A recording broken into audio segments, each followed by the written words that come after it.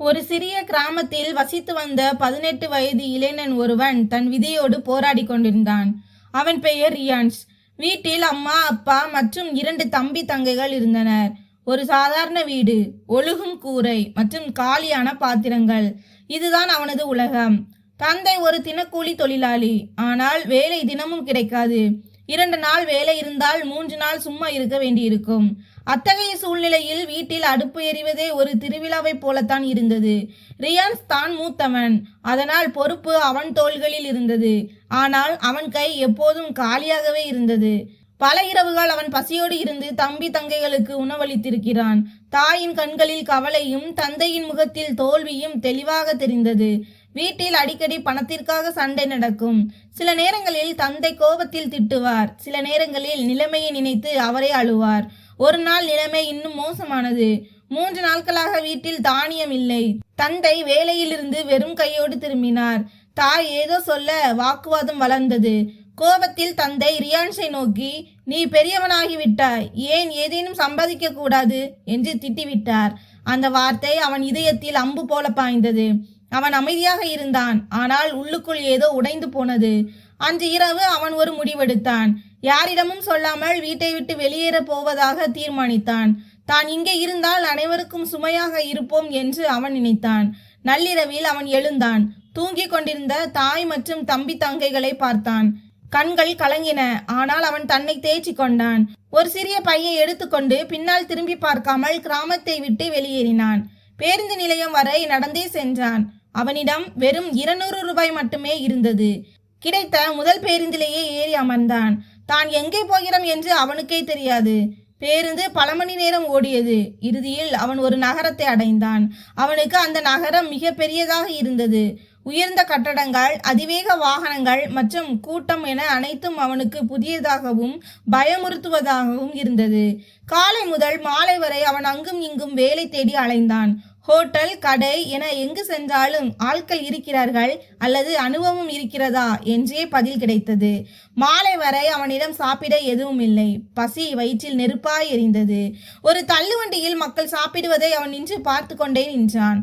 இரவு வர தொடங்கியது. எங்கே தூங்குவது என்று அவனுக்கு புரியவில்லை.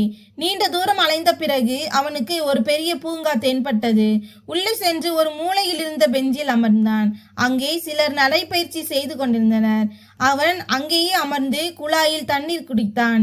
நாளை நிச்சயம் ஏதேனும் வேலை கிடைக்கும் என்று தனக்குத்தானே சமாதானம் சொல்லிக் கொண்டான். ஆனால் அடுத்த நாளும் அப்படியே கழிந்தது. வேலை கிடைக்கவில்லை. மதியத்திற்குள் அவன் உடல் மிகவும் பலவீனமடைந்து நடப்பதே கடினமாக தோன்றியது. பூங்காவின் ஒரு மூலையில் சிலர் புறாக்களுக்கு தானியங்களை போட்டு கொண்டிருந்தனர். அனைவரும் சென்ற பிறகு ரியான்ஸ் மெதுவாக அங்கே சென்று தரையில் விழுந்திருந்த சில தானியங்களை எடுத்து வாயில் போட்டுக்கொண்டான். அவனுக்கு வெட்கமாக இருந்தது, ஆனால் பசி அதைவிட பெரியதாக இருந்தது. 3ஆம் நாள் அவன் நிலைமை இன்னும் மோசமானது. இரவு கொசுக்கள் அவனை தூங்கவிடவில்லை. உடல் வலித்தது. காலை எழுந்ததும் அவனுக்கு தலை சுற்றல் ஏற்பட்டது. அவன் பூங்காவின் பெஞ்சில் படுத்து கொண்டான். மக்கள் அவனை பார்த்து கொண்டே சென்றனர், ஆனால் யாரும் அருகில் வரவில்லை. சிலர் தங்களுக்குள் பேசிக்கொண்டனர், இக்காலத்து பசங்க போதையில் இப்படி படுத்து கிடக்கிறார்கள் என்று. அவனுக்கு காய்ச்சல் வந்துவிட்டது. கண்கள் மூடி இருந்தன, உதடுகள் காய்ந்து போயிருந்தன. அவன் அம்மா என்று முணுமுணுத்து கொண்டிருந்தான். அவனது குரல் மிகவும் பலவீனமாக இருந்தது. அப்போது சுமார் 65 வயது மதிக்கத்தக்க ஒரு முதியவர் அங்கே வந்து அமர்ந்தார். அவர் பெயர் ஹரிநாராயணன். அவர் தினமும் காலை நடைப்பயிற்சிக்கு வருவார். இன்று அவரது பார்வை ரியான்ஸ் மீது விழுந்தது. ஹரிநாராயண் அருகில் சென்று அவர் நெற்றியை தொட்டு பார்த்தார். உடல் அனலாக கொதித்தது. அவர் அவனை உலுக்கி, "மகனே, நீ யார்? ஏன் இங்கே கிடக்கிறாய்?" என்று கேட்டார். ரியான்ஸ் பலவீனமான குரலில், "யாரும் இல்லை, இங்கேதான் வசிக்கிறேன்" என்று கூறிவிட்டு மயக்கமடைந்தான். ஹரிநாராயண் பதற்றமடைந்தார். அங்கிருந்த மக்களிடம் உதவி கேட்டார், ஆனால் யாரும் முன்வரவில்லை. இறுதியில் அவர் ஒரு ஆட்டோவை நிறுத்தி ரியான்ஸை எப்படியோ அதில் ஏற்றி அரசு மருத்துவமனைக்கு கொண்டு சென்றார்.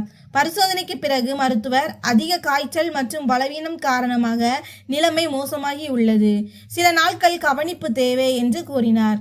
மருத்துவமனையில் மருந்து கொடுத்து அவன் அனுமதிக்கப்பட்டான். ஹரிநாராயண் அங்கேயே அமர்ந்திருந்தார். 2 நாட்கள் அவர் அவனை விட்டு பிரியவில்லை. ரியான்ஸுக்கு நினைவு திரும்பிய போது அவன் தன்னை மருத்துவமனை படுக்கையில் கண்டான். முன்னே அதே முதியவர் நின்றிருந்தார். அவர் கண்களில் கவலை தெரிந்தது. மகனே, உன் வீடு எங்கே என்று அவர் கேட்டார். ரியான்ஸ் சிறிது நேரம் அமைதியாக இருந்தான். பிறகு இப்போது எங்குமே இல்லை என்றான். அவன் கண்களில் இருந்த வழி தெளிவாக தெரிந்தது. ஹரிநாராயணன் அதிக கேள்விகள் கேட்கவில்லை. மருத்துவமனையிலிருந்து வீடு திரும்பியதும் அவர் அவனை தனது சிறிய வாடகை அறைக்கு அழைத்து சென்றார். அந்த அறையில் ஒரு கட்டில், ஒரு அடுப்பு மற்றும் சில பாத்திரங்கள் மட்டுமே இருந்தன. அவர் அவனுக்கு துணிகள் கொடுத்தார், உணவு சமைத்தார், மருந்துகளையும் ஊட்டினார். ஒரு அந்நியன் தனக்காக ஏன் இவ்வளவு செய்கிறான் என்பது ரியான்ஸுக்கு புரியவில்லை. ஆனால் அந்த நேரத்தில் யோசிப்பதற்கு கூட அவனிடம் தெம்பு இல்லை. பல நாட்களுக்கு பிறகு அவன் வயிறார உணவு உண்டு அமைதியாக உறங்கினான். இந்த சந்திப்பு தன் வாழ்க்கையே மாற்றப் போகிறது என்று அவன் அறிந்திருக்கவில்லை. மரணத்தின் விளிம்பிலிருந்து தன்னை மீட்டெடுத்த அதே மனிதர்தான் எதிர்காலத்தில் தன் வாழ்வின் திசையை தீர்மானிக்கப் போகிறார் என்பதும் அவனுக்கு தெரியாது. இப்போது தான் தனிமையில் இல்லை என்பதை மட்டுமே அவனுக்கு தெரிந்திருந்தது. அன்று இரவு அவன் வாழ்க்கை அவன் கற்பனை செய்யாத ஒரு திருப்பத்தை எடுத்தது. அடுத்த நாள் காலை ரியான்ஸ் கண் விழித்த போது உடல்நிலை தேறியிருப்பதை உணர்ந்தான். காய்ச்சல் குறைந்திருந்தது. ஹரிநாராயண் அடுப்பில் கிச்சடி சமைத்துக் கொண்டிருந்தார். அவர் புன்னகையுடன், எழுந்து விட்டாயா? முதலில் இதை சாப்பிடு, பிறகு மருந்து எடுத்துக்கொள் என்றார். அவர் குரலில் ஒரு நெருக்கம் இருந்தது, ஆனால் எந்த பகட்டும் இல்லை. ரியான்ஸ் அமைதியாக அமர்ந்தான். பல நாட்களுக்கு பிறகு தனக்கு நெருக்கமான ஒருவர் முன்னால் அமர்ந்திருப்பது போன்ற உணர்வு அவனுக்கு ஏற்பட்டது. அவன் மெதுவாக கிச்சடியை சாப்பிட்டான். ஒவ்வொரு கவலத்தின் போதும் அவன் கண்கள் கசிந்தன. ஹரிநாராயணன் எதுவும் கேட்கவில்லை. நீ குணமாகும் போது அடுத்து என்ன செய்ய வேண்டும் என்று சொல் என்று மட்டும் கூறினார். அடுத்த 3 நாட்கள் அவன் அந்த அறையிலேயே ஓய்வெடுத்தான். ஹரிநாராயண் காலையில் தன் தள்ளுவண்டியை எடுத்துக்கொண்டு கிளம்பி விடுவார். இரவுதான் திரும்புவார். அவர் பேல்பூரி மற்றும் பானிபூரி விற்கும் சிறிய தள்ளுவண்டி வைத்திருந்தார். வயது அதிகம் என்பதால் வெகு தூரம் செல்ல மாட்டார். மாலை திரும்பும்போது ரியான்ஸ்க்காக சில பழங்கள் அல்லது பால் வாங்கி வருவார். 4ஆம் நாள் ரியான்ஸ் தானாகவே முன்வந்து, தாத்தா, நான் இப்போது நலமாக இருக்கிறேன், நானும் உங்களுடன் வருகிறேன் என்றான். ஹரிநாராயணன் அவனை உற்று பார்த்தார். வேலை சுலபமானது அல்ல மகனே, எப்போதும் நின்று கொண்டே இருக்க வேண்டும் என்றார். ரியான்ஸ், என்னால் நிற்க முடியும், இனி சும்மா இருக்கக்கூடாது என்றான். அன்று முதல் ரியான்ஸ் அவருடன் தள்ளுவண்டிக்கு செல்ல தொடங்கினான்.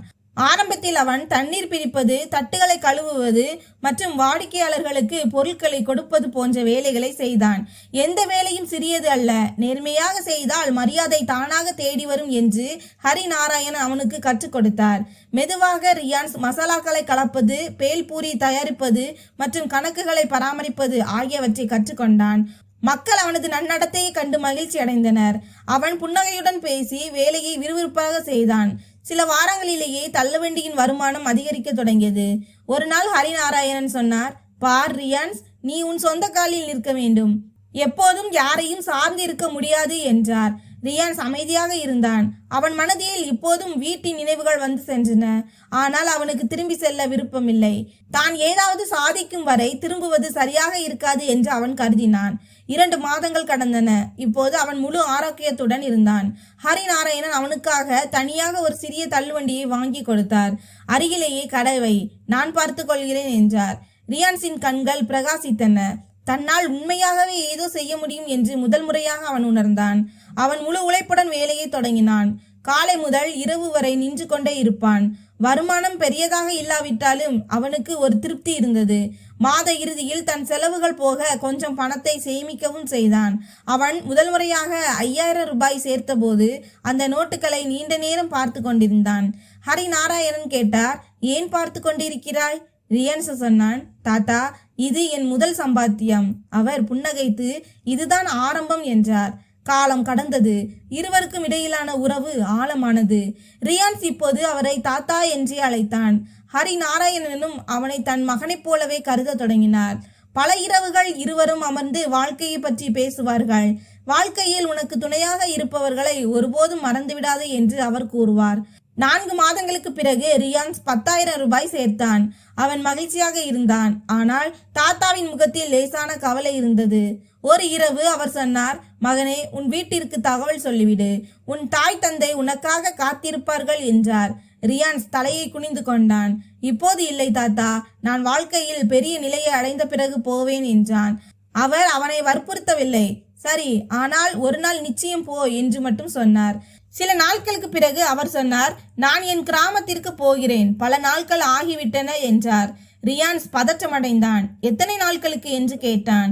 வெறும் 1 வாரம்தான், திரும்பி வந்துவிடுவேன் என்றார் அவர். கிளம்பும் முன் அவர் அவனுக்கு பல அறிவுரைகளை கூறினார். தள்ளுவண்டியை தினமும் வை, கணக்குகளை சரியாக பார், வெளியே எதுவும் சாப்பிடாதே, உடம்பை பார்த்துக்கொள் என்றார். ரியான்ஸ் தலையசைத்தான். உள்ளுக்குள் அவனுக்கு படபடப்பாக இருந்தது. ஆனாலும் தாத்தா திரும்பி வருவார் என்ற நம்பிக்கை இருந்தது. அவர் கிளம்பிய அன்று அவர் செல்வதையே ரியான்ஸ் நீண்ட நேரம் பார்த்து கொண்டிருந்தான். தன் வாழ்வின் ஆதாரம் சில நாட்களுக்கு தன்னை விட்டு பிரிந்து செல்வது போல் அவன் உணர்ந்தான். ஆனால் அவன் தன்னை தேற்றிக்கொண்டு வழக்கம் போல வேலையில் ஈடுபட்டான். 1 வாரம் கடந்தது. 2வது 3வது வாரமும் முடிந்தது. தாத்தா திரும்பவில்லை. கிராமத்தில் ஏதோ வேலை இருந்திருக்கும் என்று அவன் முதலில் நினைத்தான். 1 மாதம் கடந்தது. ரியான்ஸ் ஒவ்வொரு நாளும் அதே இடத்தில் நின்று கொண்டு அவர் வருவாரா என்று வழிமேல் விழி வைத்து காத்திருந்தான். கடந்து செல்லும் ஒவ்வொரு பேருந்தையும் கூர்ந்து கவனிப்பான். அதிலிருந்து அவர் இறங்குவார் என்று எதிர்பார்த்தான். 2 மாதங்கள் ஆகிவிட்டன. இப்போது அவன் மனதில் பயம் குடிகொண்டது. சுற்று வட்டாரத்தில் விசாரித்தான். ஆனால் யாருக்கும் எதுவும் தெரியவில்லை. ஒவ்வொரு இரவும் அறைக்கு திரும்பி வரும்போது காலியாக இருக்கும் அந்த கட்டிலை பார்த்துவிட்டு அமைதியாக அமர்ந்திருப்பான். 3 மாதங்களுக்கு பிறகும் எந்த தகவலும் வராததால் அவனது படபடப்பு அதிகரித்தது. ஆனால் அவன் கடையை திறப்பதை நிறுத்தவில்லை. தான் அங்கே இல்லை என்றால் தாத்தா திரும்பி வந்து தன்னை எங்கே தேடுவார் என்று அவன் நினைத்தான். காலம் ஓடிக்கொண்டிருந்தது. காத்திருப்பது அவனது பழக்கமாகி போனது. ஒவ்வொரு மாலை சூரியன் மறையும் போதும் தாத்தா கடைசியாக சென்ற அதே பாதையையே அவன் பார்த்து கொண்டிருப்பான். இந்த காத்திருப்புக்கு நடுவே ரியான்ஸின் வாழ்க்கை மெதுவாக ஒரு புதிய போராட்டத்தை நோக்கி நகரத் தொடங்கியது. தாத்தா சென்று 6 மாதங்கள் ஆகிவிட்டன. இப்போது ரியான்ஸுக்கு 19 வயது. முகத்தில் லேசான தாடி வளரத் தொடங்கியிருந்தது. கண்களில் முன்பிருந்த பதற்றத்திற்கு பதிலாக இப்போது ஒரு நிதானம் இருந்தது.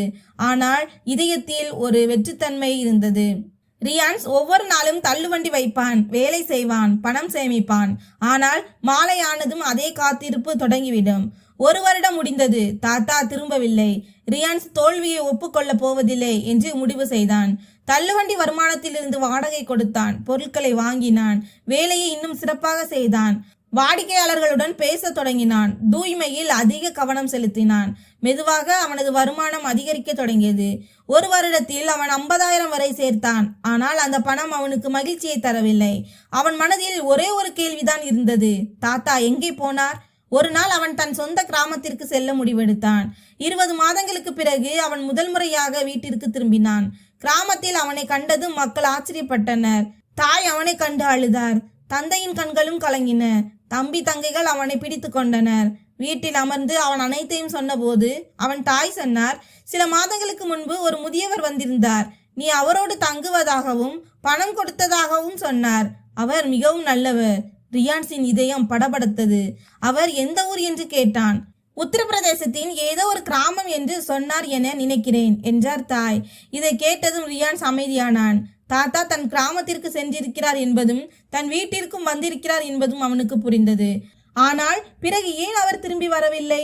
15 நாட்கள் கிராமத்தில் தங்கிவிட்டு அவன் மீண்டும் நகரத்திற்கு திரும்பினான். இப்போது அவனுக்குள் ஒரு புதிய துடிப்பு இருந்தது. காத்திருப்புடன் சேர்த்து வாழ்க்கையில் முன்னேறவும் அவன் முடிவெடுத்தான். 2004 முதல் 2008 வரை அவன் தொடர்ந்து தள்ளுவண்டி நடத்தினான். வேலையில் எந்த சோர்வும் காட்டவில்லை. ஒவ்வொரு வாடிக்கையாளருக்கும் புன்னகையுடன் சேவை செய்தான். மெதுவாக அவனுக்கு ஒரு அங்கீகாரம் கிடைத்தது. சில ஒப்பந்ததாரர்கள் தினமும் அவனிடம் சாப்பிட வருவார்கள். அவர்களில் ஒருவர் ஒரு நாள் கேட்டார், பெயிண்டிங் வேலை செய்கிறாயா? தினசரி நல்ல பணம் கிடைக்கும் என்றார். ரியான்ஸ் யோசிக்காமல் சரி என்றான். பகலில் பெயிண்டிங் வேலை, மாலையில் தள்ளுவண்டி. அவன் தன்னை முழுமையாக வேலையில் ஈடுபடுத்தி கொண்டான். கைகளில் கொப்பளங்கள் வந்தன. உடல் வலித்தது. ஆனால் அவன் நிறுத்தவில்லை. 2 ஆண்டுகளில் அவன் பெயிண்டிங் வேலையை முழுமையாக கற்றுக்கொண்டான். இப்போது அவன் சிறிய ஒப்பந்தங்களை எடுக்க தொடங்கினான். மெதுவாக தள்ளுவண்டியை மூடிவிட்டு முழுமையாக பெயிண்டிங் தொழிலில் இறங்கினான். கடின உழைப்பு, நேரம் தவறாமை மற்றும் நேர்மை அவனை முன்னேற்றியது. 2015க்குள் அவனிடம் சொந்த கார் இருந்தது. பெரிய வாடகை வீடு இருந்தது. மாதத்திற்கு நல்ல வருமானமும் இருந்தது. அவன் தன் தந்தை மற்றும் தம்பியை நகரத்திற்கு வரவழைத்தான். அனைவரும் இணைந்து வேலை செய்ய தொடங்கினர். ஆனால் ஒரு விஷயம் மட்டும் மாறவே இல்லை. 2-3 மாதங்களுக்கு ஒரு முறை அவன் முன்பு தள்ளுவண்டி வைத்திருந்த அந்த பழைய இடத்திற்கு நிச்சயம் செல்வான். கடந்த காலத்தை அழைப்பது போல அங்கே சிறிது நேரம் நின்று கொண்டிருப்பான். 2018இல் ஒரு நாள் அவன் தாத்தாவின் பொருட்கள் வைக்கப்பட்டிருந்த ஒரு பழைய பெட்டியை திறந்தான். அதில் 2 பழைய டைரிகள் இருந்தன. அவன் ஒவ்வொரு பக்கமாக புரட்டத் தொடங்கினான். கணக்கு வழக்குகளுக்கு இடையே ஒரு பக்கத்தில் ஒரு முகவரி எழுதப்பட்டிருந்தது. அவன் இதயம் பலமாக துடிக்க தொடங்கியது. இத்தனை ஆண்டுகளில் முதல் முறையாக அவனுக்கு ஒரு நேரடி தடயம் கிடைத்தது. இப்போது அவனிடம் பணம், வசதி மற்றும் துணிச்சல் என அனைத்தும் இருந்தது. அந்த நிமிஷமே அவன் அங்கே செல்ல முடிவெடுத்தான். என்ன நடந்தாலும் தாத்தாவை கண்டுபிடிக்காமல் நிம்மதியாக இருக்கப் போவதில்லை என்று உறுதி கொண்டான். அடுத்த நாளே வேலையை தம்பியிடம் ஒப்படைத்தான். காரை எடுத்துக்கொண்டு ஒரு நீண்ட பயணத்தை தொடங்கினான். வழி நெடுகிலும் அவனது நினைவுகள் ஓடிக்கொண்டிருந்தன. அந்த பூங்கா பெஞ்ச், மருத்துவமனை படுக்கை, தாத்தாவின் குரல் மற்றும் அவரது புன்னகையான முகம். 2 நாட்களுக்கு பிறகு அவன் அந்த கிராமத்தை அடைந்தான். தூசி நிறைந்த சாலை, சிறிய வீடுகள் மற்றும் அமைதியான சூழல். மக்களிடம் விசாரித்து அந்த வீட்டை கண்டுபிடித்தான். வீட்டின் வெளியே ஒரு பழைய கயிற்று கட்டிலில் ஒரு முதியவர் அமர்ந்திருந்தார். முகம் மெலிந்து உடல் இளைத்து போயிருந்தது. ஆனால் கண்கள் அதேதான். ரியான்ஸ் மூச்சே நின்றுவிட்டது. காருக்குள் அமர்ந்து கொண்டிருக்கும் போதே அவன் கண்களில் இருந்து கண்ணீர் வழிய தொடங்கியது. பல ஆண்டு கால காத்திருப்பு இப்போது முடிவுக்கு வரப்போகிறது என்பது அவனுக்கு புரிந்துவிட்டது. காரை விட்டு இறங்குவதற்கு ரியான்ஸுக்கு தைரியம் வரவில்லை. கட்டிலில் அமர்ந்திருக்கும் அந்த முதியவரை அவன் தூரத்திலிருந்தே அடையாளம் கண்டுவிட்டான். காலம் அவரது உடலை வளைத்திருந்தது. தலைமுடி முழுவதுமாக நரைத்திருந்தது. ஆனால் அந்த முகம் அப்படியே இருந்தது. எளிமையும் நேசமும் நிறைந்த முகம். சில வினாடிகளுக்கு பிறகு அவன் கார் கதவை திறந்தான். கால்கள் கனத்தன. அவன் அருகில் செல்ல செல்ல மூச்சு வேகம் அதிகரித்தது. அந்த முதியவர் தலையை உயர்த்தி அவனை பார்த்தார். இது யார் என்று அவருக்கு சட்டென புரியவில்லை. ரியான்ஸ் அவர் முன்னால் சென்றதும் முழங்காலிட்டு அமர்ந்தான். தாத்தா, அவன் குரல் தழுதழுத்தது. முதியவரின் கண்கள் விரிந்தன. சில வினாடிகள் அவனை உற்று பார்த்தார். பிறகு திடீரென்று ரியான்ஸ் என்றார். அந்த ஒரு வார்த்தையை கேட்டதே போதும் ரியான்ஸ் அவர் கால்களை பிடித்து கொண்டு விம்மி விம்மி அழத் தொடங்கினான். பல ஆண்டுகால வலி, காத்திருப்பு மற்றும் கேள்விகள் அனைத்தும் கண்ணீராக வழிந்தன. தாத்தாவின் கைகள் நடுங்கின. ஆனாலும் அவர் அவன் தலையில் கை வைத்து ஆசீர்வதித்தார். வீட்டிற்குள் இருந்து 3 பெண்களும் ஒரு சிறுவனும் வெளியே வந்தனர். அவர்களில் ஒரு நடுத்தர வயது பெண் வெள்ளை சேலையில் இருந்தார். அவர் ஒருவேளை தாத்தாவின் மருமகளாக இருக்கலாம். 2 இளம் பெண்களும் இருந்தனர். அனைவரும் ஆச்சரியத்துடன் இந்த காட்சியை பார்த்து கொண்டிருந்தனர். தாத்தா மெதுவான குரலில், நான் அடிக்கடி சொல்வேனே, அந்த பையன் இவன்தான் என்றார். ரியான்ஸ் தன்னை தேய்ச்சி கொண்டான். அவன் கண்கள் சிவந்திருந்தன. அவன் கேட்டான், தாத்தா, நீங்கள் ஏன் திரும்பி வரவில்லை? நான் தினமும் உங்களுக்காக காத்திருந்தேனே.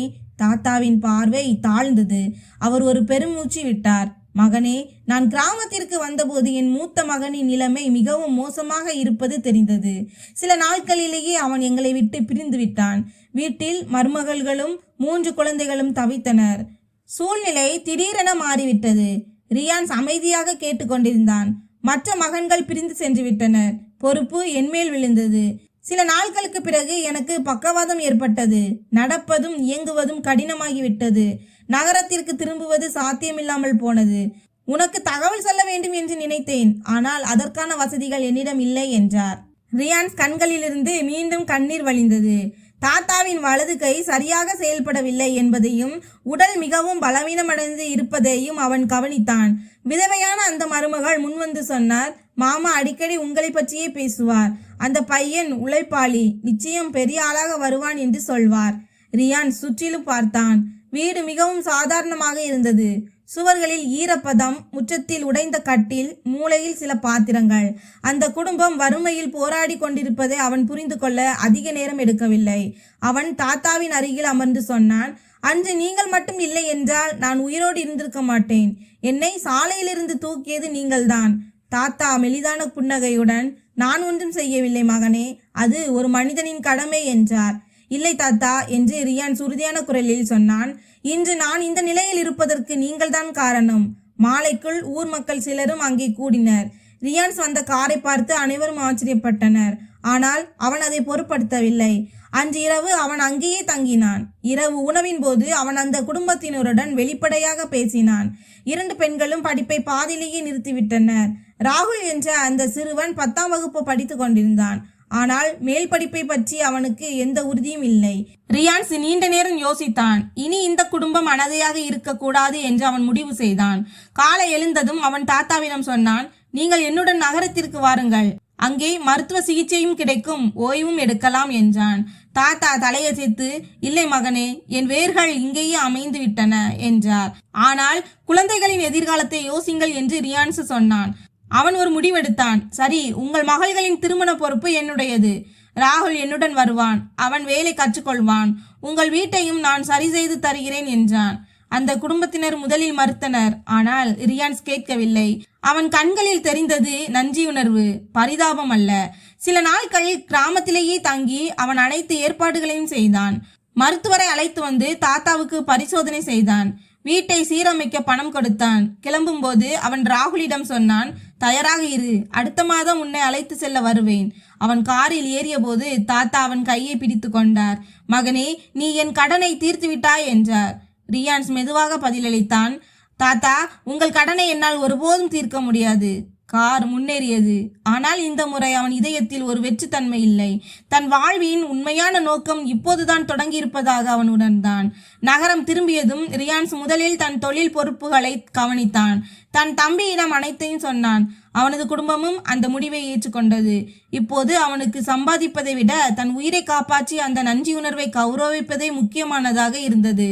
ஒரு மாதத்திற்கு பிறகு அவன் மீண்டும் அந்த கிராமத்திற்கு சென்றான். இந்த முறை அவன் வெறும் கையோடு செல்லவில்லை. தேவையான பொருட்கள், துணிகள் மற்றும் பணத்துடன் சென்றான். ராகுல் தயாராக இருந்தான். அவன் கண்களில் பயமும் இருந்தது. அதே சமயம் ஒரு நம்பிக்கையும் இருந்தது. ரியான்ஸ் அவன் தோளில் கை வைத்து, பயப்படாதே, நான் இருக்கிறேன் என்றான். ராகுல் நகரத்திற்கு வந்தான். ஆரம்பத்தில் அவனுக்கு வேலையை புரிந்து கொள்ள நேரம் எடுத்தது. ஆனால் ரியான்ஸ் அதே முறையை தான் கையாண்டான். எதை ஒருமுறை தாத்தா அவனிடம் கையாண்டாரோ அதே பொறுமை, புரிதல் மற்றும் நம்பிக்கை. அவன் ராகுலுக்கு பெயிண்டிங் வேலையை கற்றுக் கொடுத்தான். கணக்குகளை விளக்கினான். அனைத்தையும் விட முக்கியமாக நேர்மையை கற்றுக் கொடுத்தான். மெதுவாக ராகுலும் வேலையில் தனித்துவத்தை பெற்றான். அவனது படிப்பும் தொடர்ந்தது. மாலையில் அவன் பயிற்சி வகுப்பிற்கு செல்வான். பகலில் வேலை கற்றுக்கொள்வான். ரியான்ஸ் அவனை ஒரு தொழிலாளியாக பார்க்காமல் தன் குடும்பத்தின் ஒரு அங்கமாகவே கருதினான். இங்கு கிராமத்தில் 2 மகள்களுக்கும் நல்ல வரன்கள் தேடப்பட்டன. திருமணம் எளிமையாக, அதே சமயம் மரியாதையுடன் நடக்கும் என்று ரியான்ஸ் தெளிவாக சொல்லியிருந்தான். 2 ஆண்டுகளுக்குள் இருவருக்கும் நல்ல இடங்களில் திருமணம் நடந்தது. ஒவ்வொரு சடங்கிலும் ரியான்ஸ் உடன் இருந்தான். ஒரு அண்ணனாக இருந்து அனைத்து பொறுப்புகளையும் அவனே நிறைவேற்றினான். திருமணத்தன்று தாத்தாவின் கண்களில் கண்ணீர் மல்கியது. அவர் அனைவர் முன்னிலையிலும் சொன்னார், இன்று நான் உணர்கிறேன், கடவுள் என்னை வெறும் கையோடு விட்டுவிடவில்லை என்று. காலப்போக்கில் தாத்தாவின் உடல்நிலை ஓரளவு சீரானது. சிகிச்சை மற்றும் மருந்து செலவுகளை ரியான்ஸ் ஏற்றுக்கொண்டான். கிராமத்தில் வீடு சீரமைக்கப்பட்டது. இப்போது அங்கு ஈரப்பதம் இல்லை. கூரை வலுவாக இருந்தது. நகரத்தில் ரியான்ஸின் தொழிலும் வளர்ந்தது. ஆனால் அவன் அந்த பழைய பூங்காவையும் தள்ளுவண்டி வைத்திருந்த இடத்தையும் ஒருபோதும் மறக்கவில்லை. ஆண்டுக்கு ஒரு முறை அவன் அங்கு நிச்சயம் செல்வான். சிறிது நேரம் அங்கே நின்று கொண்டு தான் பசியோடும் நோயோடும் கிடந்த அந்த நாளை மனதிற்குள் நினைத்து பார்ப்பான். ஒரு மாலை வேளையில் அவன் ராகுலிடம் சொன்னான், வாழ்க்கையில் உனக்கு கஷ்ட காலத்தில் யாராவது உதவினால் அவர்களை ஒருபோதும் மறந்துவிடாதே என்றான். ராகுல் புன்னகைத்தான். நீங்களும் தாத்தாவும் செய்ததை போல என்றான். ரியான்ஸ் தலையசைத்தான். மனிதாபிமானம் எனும் இந்த சங்கிலி தொடர் முன்னோக்கி நகர்வதை அவன் உணர்ந்தான். சில ஆண்டுகளுக்கு பிறகு ராகுல் வேலையை முழுமையாக கவனிக்க தொடங்கினான். அவனே சொந்தமாக சிறிய ஒப்பந்தங்களை எடுக்க ஆரம்பித்தான். ரியான்ஸ் பெருமைப்பட்டான். அவன் தான் செய்த உதவியை பற்றி ஒருபோதும் பேசியதில்லை. அவனுக்கு இது ஒரு கடமை, கைமாறு அல்ல. ஒரு நாள் கிராமத்திலிருந்து தாத்தாவின் உடல்நிலை திடீரென மோசமடைந்ததாக தகவல் வந்தது. ரியான்ஸ் உடனடியாக புறப்பட்டான். இந்த முறை பயணம் நீண்டதாக தெரியவில்லை. அவன் நேராக அவரிடம் சென்றான். தாத்தா கட்டிலில் படுத்திருந்தார். கண்கள் பலவீனமாக இருந்தன. ஆனால் அதே அடையாளம். அவர் ரியான்ஸ் கையை பிடித்து மெதுவாக சொன்னார், இப்போது நான் நிம்மதியாக இருக்கிறேன் என்றார். ரியான்ஸின் கண்கள் கலங்கின. நீங்கள் கவலைப்படாதீர்கள் என்றான். சில நாட்களுக்கு பிறகு தாத்தா அமைதியாக தனது கடைசி மூச்சை விட்டார். ஊர் மக்கள் அனைவரும் அவருக்கு மரியாதை செலுத்தினர். ரியான்ஸ் ஒவ்வொரு சடங்கிலும் ஒரு மகனைப் போல பங்கேற்றான். அவனுக்கு துக்கம் இருந்தது. ஆனால் அதே சமயம் தாத்தாவின் கடைசி நாட்களில் அவர் தனிமையில் இல்லை என்ற திருப்தியும் இருந்தது. நகரம் திரும்பும் வழியில் அவன் யோசித்தான். அன்று அந்த பூங்காவில் தாத்தா தனது குரலை செவிமடுக்கவில்லை என்றால் இன்று இவை எதுவுமே சாத்தியமாகி இருக்காது. ஆண்டுகள் ஓடின. ரியான்ஸின் வெற்றி வளர்ந்து கொண்டே இருந்தது.